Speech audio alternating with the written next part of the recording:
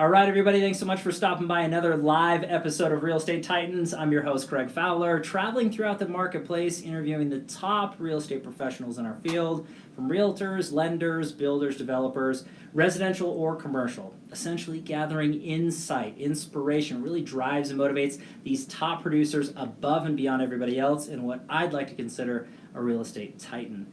Our very special guest and featured titan for today, Doug Barber. Doug, thanks so much for taking the time. Thanks. Really appreciate you being on the show. I'm absolutely honored to have you. I know there's a lot of anticipation just to kind of dive in, really get to know you, the man you are, a producer, educator, the whole nine. So if you're all right, let's just jump in. Okay. All right. So let's just start with telling everybody a little bit about yourself, Doug. Well, I was an Air Force brat. Some Okay. people say I'm still a brat. I grew up and moved around quite a bit, but I've always considered Colorado home.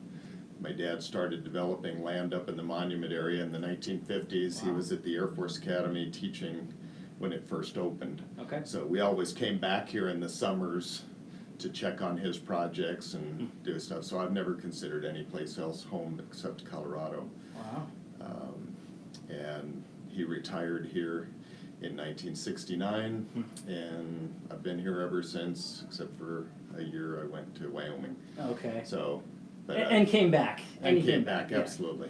So, and going into that background, kind of what is the history of your work and the path to real estate, and what got you into the business and to where you are today?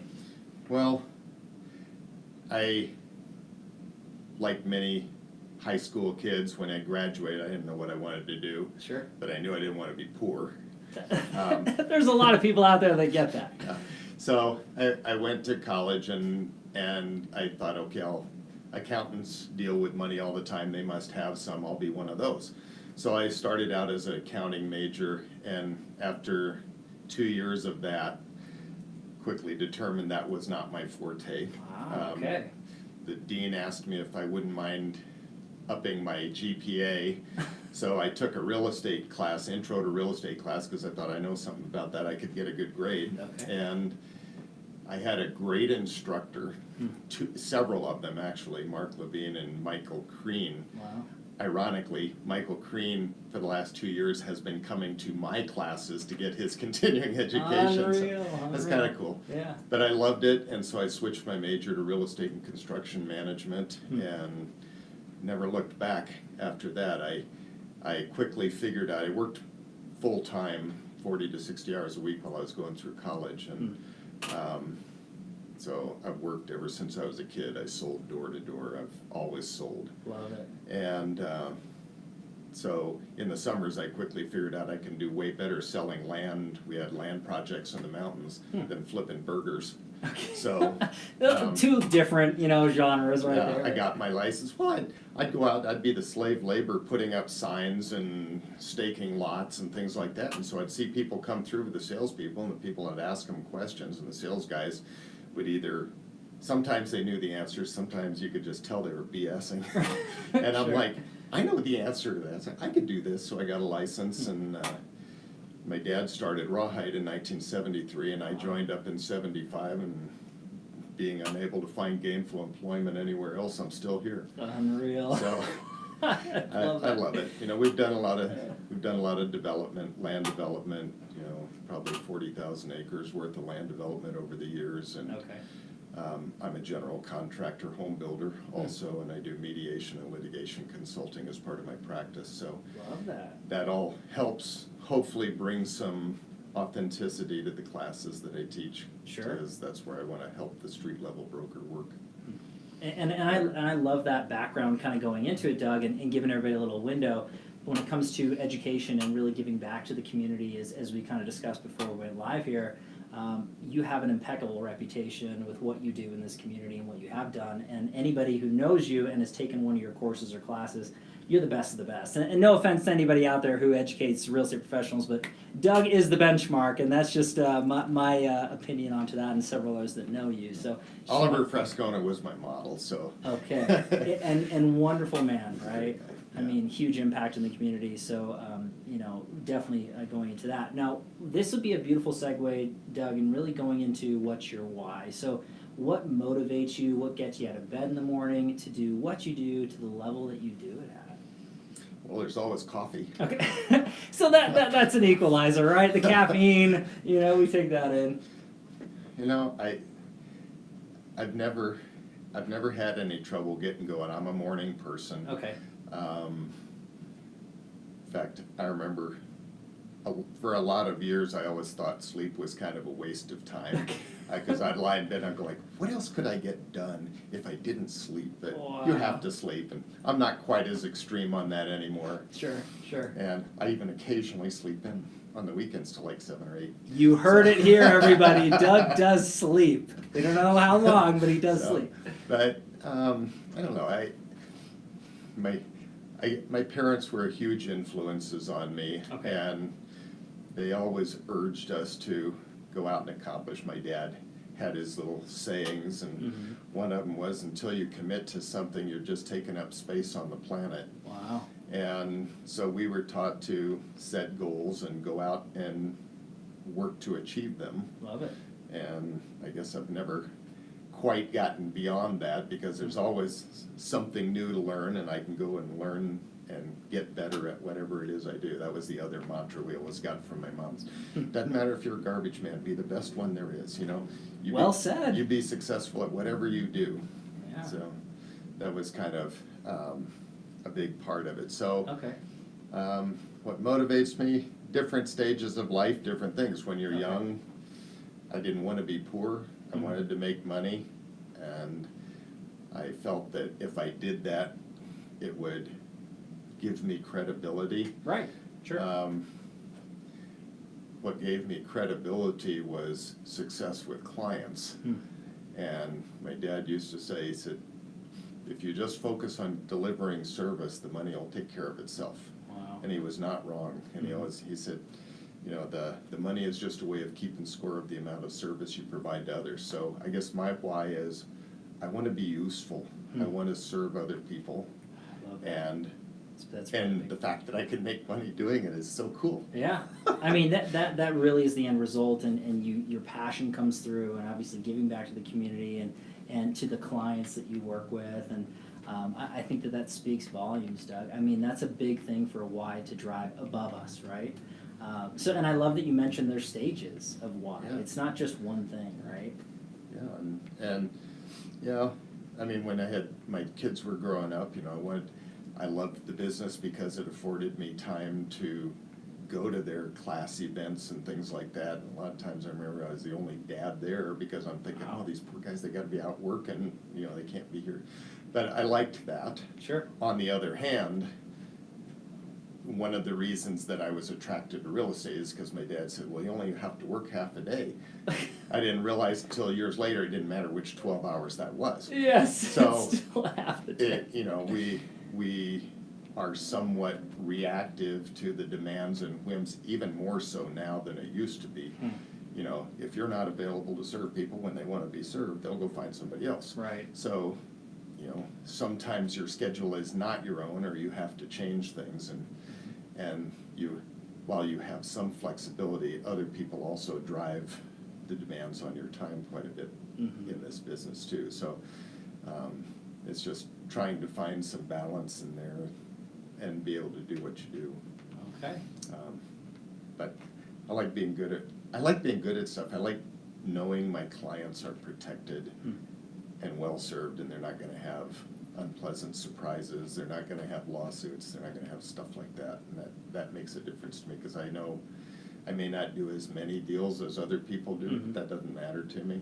Never has. And I've never kept statistics on my sales, ever. My statistics was, do I have enough money in the bank, and am I getting ahead? Wow. And yeah, I was. So I didn't worry about it. And I just want to do a good job with the ones I do.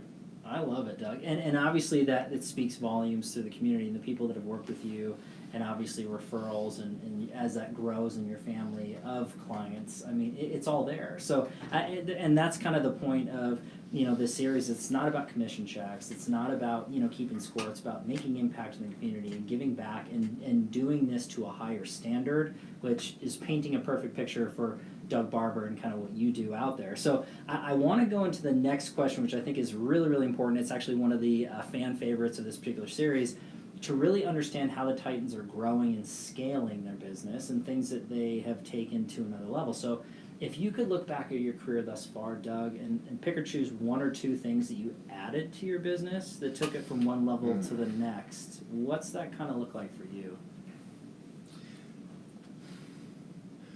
When I started out in the business, we had a lot of people at Rawhide, and we've had hundreds of brokers over the years here. And the first thing I did was look at the ones that were making money. Mm-hmm. And what do they do to be successful? Okay. And sometimes I'd go out they'd let me go out and sit in the back seat and keep my mouth shut and kind of watch them. Okay. And I did that to see how they did. The other thing that I did, which I still do, is I read constantly. Okay. I went to every class, every seminar, the guys that had come through, hey, I'm gonna be at the hotel from 9 to noon on Saturday, free class, come on down. And they're there to give a pitch and sell their products, Sure. their tapes and CDs, and I bought them all. Right. Because I always... It happens to everybody. Yeah, I thought, these guys have achieved a certain level of success. Mm-hmm. They know stuff I don't know. I can learn from it. If I get one good idea, it was worth going. One of the best ones I ever got was from a guy who came free to the Holiday Inn here, and I used his deal, and for the next 2 years I lost one listing when I went up against other people.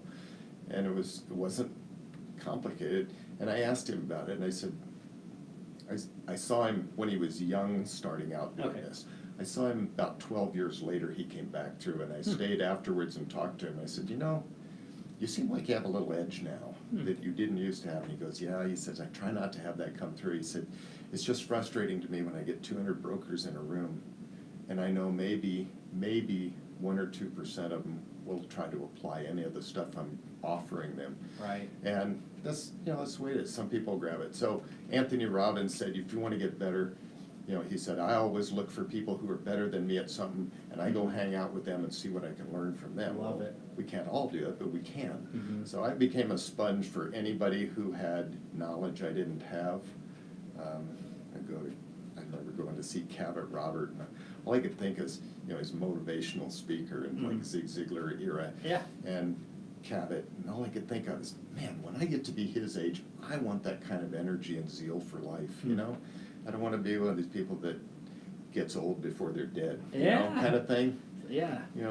I like the Jimmy Buffett approach. I want to live till I die. Well said. I love that. Jimmy Buffett, the great philosopher. That's right, philosopher and a gentleman. But I think there's so many takeaways for the newer or the seasoned professional that's listening or watching this right now, Doug, as I think you're surrounding yourself with wonderful people, top-notch professionals that you can learn from that are, I don't want to say better, but that know more, that have different insight or perspective that you can really learn and grow from. I think, as we discussed kind of prior before we're going on, you are guilty by association, truly positive or negative. I think that's true. And, when I go and stand before a class and I look out there and I see his peers, many of whom I've worked with for 20, 30, 40 years, and I think, dang, the collective knowledge in this room is amazing. All these people are so smart. They know so much stuff. And I learn as much from the classes through the interaction and the things they bring up, and I think it's great. Wow. There is no, it's not you're better than me or I'm better than you. It's, right. The code of ethics, the Realtor code of ethics says we should share our experience and knowledge with each other because the rising tide that raises all ships, whatever improves our professionalism in the industry, which is a passion of mine, makes all of us look better in this business. Wow, well said. So that hopefully it's not people going on saying, geez, do we like real estate brokers better or worse than politicians this year in the Forbes study? No. Don't listen to Forbes. Come on, this is crazy. But I think you have some really good points into there and takeaways. again, surrounding yourself, reach out. Successful people want to share their successes and their failures, and you can learn so much, but you got to ask. It's not just going to be dropped in your lap, No. right? And I'm a big believer in always learning new stuff, always learning more, and there's always more to learn in this business. That's one of the reasons I really like it. Sure. I'll never know everything about it. Which is good. And that's okay. Yeah. I don't have to. I just, if you don't have purpose in life, I think life's kind of lonely. Yeah. If you don't have something that makes you want to go out and do something with your life, I don't know how you reach folks that don't have that aren't seeking passion. That's what I don't get is, if you don't have it, why aren't you looking for it? Yeah, right. And I don't know. It's just, there are many things that are mysteries to me, and will remain mysteries. Well, and to all of us, Doug, you're not alone Yeah. in that. But everybody, when it comes down to it, I mean, listen to what Doug says. Hopefully, you wrote that down. Reach out to people. Try to learn from the best in the business. You're emulating after somebody, but then educate yourself. Constantly grow and learn. I think that's crucial. So, Doug, let's go into the next question, and this is the tricky one of this particular series and interview. It's the challenge question. Now, we all deal with challenges, whether it's in the past, now, or in the future. No one's exempt. We all have hardship or things that we have to overcome. But I really believe it's not so much what happens, but how we really respond and learn from it that matters. So if you're comfortable sharing a challenge that you dealt with in your life, that you overcame, became stronger because of it, what's that look like for you, Doug? Probably like everybody, I've had my share. Okay. And that's to be expected in everyone's life. Agreed. There's no getting around it. Life is full of challenges, and you're right. I think how you deal with them makes a difference, what becomes of you. Having been through a number of up and down markets, which Sure. sometimes when I see new brokers in the business, I'm like, you guys have never been in anything except a rising market. Sure. And you're gonna face that downturn where the next time we have one, all these people who were paying premiums for houses are then gonna be underwater, and you'll be back to doing short sales and distress sales and things like that. But those are challenges that affect cash flow. But I remember in the late '80s when the banks got into this merger mania, and they created the artificial credit crunch, commercial real estate credit crunch, and all of a sudden we had never missed a payment on any of our loans. Right. And they said, sorry, we're no longer in the real estate business, pay up. We're not renewing your loans. Well, like, nobody was making the loans, and so Wow. we were all in trouble, and we were like right on the verge of filing bankruptcy, and it was hardcore negotiations with the bank to resolve this, and the Resolution Trust Corporation came about, which was ironic because you look at all these assets going into the RTC, and the only people that knew what to do with those properties were the people who lost them, and they were going back and buying them from the RTC cheap. So there was a silver lining that, okay, we reset the debt clock and things like that, but it was very stressful, and we were out doing everything we could to sell property. We were very fortunate. We had friends who lent us money to stay afloat, and we kept all of our properties and stuff, and we came out of it okay. But it was that led me to be nervous about banks and not want to get overextended again. Right. And so that was, financial strain is one that's always kind of bugged me. Oh gosh, yeah. And then probably the next big thing was going through the 2.5-year divorce from hell. At the same time, my mom and dad and Oliver died, and I'm Oliver's personal representative for his estate. And so I've pretty much spent the last 5 or 6 years in litigation dealing with all the stuff that I had to deal with. And, nobody wants to fail at relationships or anything else, but, you also are only half of the equation. So Correct. And and all that started during the 2008 downturn. And of course, it didn't start getting better in the springs until probably 12 or 13. Agreed. So at that time, I was working crazy hours building houses, and doing whatever I could do, because I had 2 kids in college at the same time too, and Wow. it was very stressful. But that's life, and you either lie down and bemoan the things that happen to you, or you take on the approach that whatever there is of life lies ahead, not behind. So let's look forward and see where we go from here. What's happened has happened, and let's just deal with it and move on. Wow. Because what else do you do? Well, I agree with what you just said, and all that through for the examples that you're giving. I mean, financial strain and stress, I mean, that hits so many people that are listening and watching this, and talking about, relationship changes and things like that, and people that you care for are passing away. A lot of times that's that adage, when it rains, it pours. That does come through and ring to a lot of people, but I think the big takeaway is, as you said, you can either lie down and let this defeat you, or you can learn from it and move on and become stronger and better for it. I really think that's what you're representing here, Doug. And, you never know what lies ahead. Right. Life's pretty good right now. It's not perfect, but it's pretty dang good. Love it. I got no complaints. This is great. So, Doug, And even if I did, nobody cares. It's not out there. You already aired everything out for everybody. No, I'm not a drama guy. I don't really have a lot of use for drama in life and stuff. We should all just be real with each other. And if you can't be who you are, I guess there's not much. That's discouraging, I think. Yeah. Why would you want to be like that? Why would you want to live that way? I don't know. Well, that's why I didn't run for politics. No, just kidding. That's another show, everybody. So this is great. Doug, thanks for sharing. It's not easy to air that out in front of everybody, but there's a lot of good takeaways. So hopefully everybody took that to heart, because I know that I did for sure. So let's go into a slightly softer question, if you're all right with that. And this is actually one of my favorites. It's the travel back in time question. So if you could travel back in time and give your younger self a piece of advice or two, what would you say to young Doug? Now, this could be any time frame. It could be a year ago, or it could be literally little Doug. What would you say?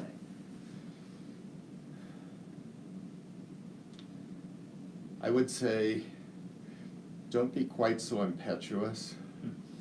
Maybe look before you leap. Sure. I tended to be more of the ready, fire, aim category of guy. That's great. I'm like, I can do that, and I'd go out and do it, and sometimes I'd get bloody, and sometimes I'd be fine, and stuff like that, but maybe I'd study on things a little more. Okay. I'd say, listen to your parents' advice on marriage. Wow, okay. And money. Okay. Because they probably know some stuff you don't know. Of course, back at that stage, you think you know everything, so. Well, yeah, that's true.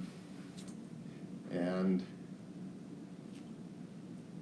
I would say one of the best lessons I've learned in life, and it's just half the battle, and especially in the real estate business, is just tell the truth. Wow. Tell the truth. Yeah. My dad used to say, you rarely go wrong doing the right thing. I said, you never go wrong doing the right thing. Sometimes it's hard to know what the right thing is. Sure. But if that's your compass, it's a good way to go. I love that. Just tell the truth. Okay, and there's a lot of things to be said for young Doug, but everybody watching and listening to this, I mean, there's a lot of really great advice and rich advice to there. So that's some good stuff for everybody to take away. Now, I do want to go into the next question with this. This is actually one of the fan favorites as well. It's the feeding of the mind question. So everybody wants to know what the Titans are feeding their minds, how they're growing, and how they're educating themselves. So feel free to go into any of these genres. All of them, or just one of them, however you want to go. But what books are you reading? Podcasts are you listening to? Influencers online, social media, or coaches? How are you growing? How are you feeding your mind, Doug? Right now, the book I'm farthest into at the moment is actually a biography on Warren Buffett. Okay. Which is fascinating to see how he thinks and how he built his business. I think that's fascinating. One of the best things I did for my real estate business was becoming a mediator probably 15 or 20 years ago. I don't know how long it's been. And studying body language and neurolinguistic programming and things of that nature that help you read other people and establish rapport more quickly with them, and sometimes tell if they're lying to you. Love that. It's very useful. 'Cause a lot of times we go to court and I'm like, somebody's lying. You're trying to figure out which one it is. Let me look. That kind of stuff. It can be useful, but Wow. that kind of thing. So negotiating skills, which is all part of mediation. That's what we do as real estate brokers. Right. And most brokers don't take training on that stuff because you can't get continuing education credit for it. And that's sad, because if they would learn salesmanship and the psychology of selling, they'd be so much better at their craft. Well said. So I read a broad variety of things, everything from Plutarch to escapist novels, Okay. Espionage stuff, or Clive Cussler fantasy things, whatever it is. Love it. I like all kinds of things. Since I travel quite a bit doing classes and things like that, I started listening to podcasts. Right. I'll download a number of them, and I like them because they're long-form discussions on topics, whether it's sociology things or whatever it is that deal with current affairs. It could be politics and things like that, where they delve into topics on more than the superficial level that you ever get on television. I don't even have cable anymore. This is great. I cut the cable. There's nothing on there that I really miss at all. Sure. So I don't watch. I try to avoid the news because it's all negative, and I don't want to hear police blotter stuff and all that negative stuff in my head. Right. If I want to feel outraged, I just go on Facebook. Sure. Like everybody does. That's right. And Although there's some funny stuff on there too. There is, and there's some motivational stuff every once in a while. But I agree with you. But you got to sort through a lot of crap to get to the good stuff. With the news and the media, it is super negative for the most part, and there's always a political slide to one way or the other. I think that, but you're talking about really educating yourself from multiple facets, from whether it comes to motivational, inspirational, business related. You're talking about salesmanship, and just if you want to be a well-rounded person, if all I know is real estate, that's great if I'm in a real estate deal, but sure. My girl might want to talk to me about something else periodically. Every once in a while, you might have a conversation. Yeah, no, and I think that's a really good takeaway for everybody. You had mentioned too, it is taking great courses and classes and CE internally to know your business inside and out, but don't be afraid to reach outside of those boundaries. Yeah. I think is a really great thing. I think it's good, and especially there's so much polarization in our society right now, and I really hate this business of, well, if you don't think like I do, you're a bad person. That kind of stuff is so bad, because then it makes it very difficult to have a reasonable conversation about ideas. Right. So if it's, well, you're a bad person, so anything you say is wrong, that's a real problem in our society. So we should be a little bit more tolerant with each other in having different opinions and still be able to talk about them in our positions. Otherwise, how are we ever going to maintain any civility in society? Well said, and I think that's going to ring very loud and very heavy with the real estate professionals that are watching this or listening to this right now. I think we all want to work together. As the end result, the better we work together and know each other, it's best for the client. This is not an ego thing. At the end of the day, we're doing the best product and best service for the end user, which is the consumer. That's what really matters. So I love that, Doug, and coming from you, that means a lot to everybody who's watching and listening to this. So so just so everybody knows, as always, I'll have links in the comments down below so that you can read and feed your mind the same way that Doug is, so you can follow along that way. Doug, this has been an amazing episode. Your information has been very compelling, very touching, and really hitting this home. I want to wrap this whole thing up with one final question. And that ends up being, if you could sum up yourself as a man, as a professional, with a quote or a mantra that you live by, what's that look like for Doug Barber? Well, we were a big scouting family, and all of us boys were Eagle Scouts. All right. So there's the old saying, you didn't used to be an Eagle Scout, you are an Eagle Scout. So the Scout Law is really true. The 12 points of the Scout Law are a good guide for life. But tell the truth, be honest, help other people, be of use to your fellow man. That gives you purpose, and it gives meaning to your life when you have purpose. Wow. Yeah. To me, that sums it up beautifully, and everything that you do and have done and continue to do, Doug, That has been awesome. So rings true to everybody out there. Doug, I want to thank you for being on the show. You are an official real estate titan, my friend. So this is great stuff. Everybody, thanks so much for your time and attention, your love and support. If you really like what we're doing here at Titans, throw us a like on the Facebook page, subscribe to our YouTube channel, or take a look at, or a listen, I should say, to iTunes, Spotify, or Google Podcasts.